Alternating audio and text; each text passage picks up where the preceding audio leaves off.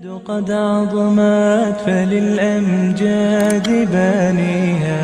ومن يسعى إلى العليا چنان این فساد متاسفانه گسترده شده که گاهی از مسئولان رده بالا خودشان به زبان اقرار میکنند که این بالاخره بسیار گسترده شده است که حالا توانایی مبارزه هم با این نیست. موارد کشف میشن میگیرن، اما این طور چنان گسترده که نمیتواند ریشه‌کن بکنن و جلو بگیرن و لحاظا این فکر اساسی میخواهد، فکر اساسی میخواهد، مهمه و این تدکار و از خیلی جاهای دیگه خرابه، اساسی خرابه و اگر اینا بخواه این انواع فسادها را و انواع مشکلات جلوگیری بکنن رایشون ہے که تغییرات اساسی این که گفتم ایشه اینجا همین مطالبه شده و بالاخره مردم ایران همین فریادشون همین بوده که تو کشور نیاز به تغییرات داره، کشور نیاز به برنامه ریزی های جدید داره و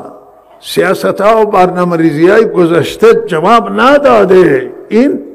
برای همین این مطالب که اگر بخواهند حل بکنن این با این مبارزه یک گروهی را میگیرند، همه کشف نمیشن، همه را نمیتوانن آنهای کشوی استفاده بکنن دستشون بگیرند و لحاظا این یک برنامه ریزی اساسیه که توی بالاخره کارهای و برنامه ها و سیاست ها باید یک تحول اساسی و تغییر اساسی بیاید و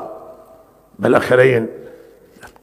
طریق و روش بکارگیری و استخدام و گزینش جواب نداده و لحاظا گزینشی که از فیلترهای مختلف داره برای گزینش یک مدیر و بالاخره چنان افراد بیایم بالا معلومه که این جواب نخواهد داد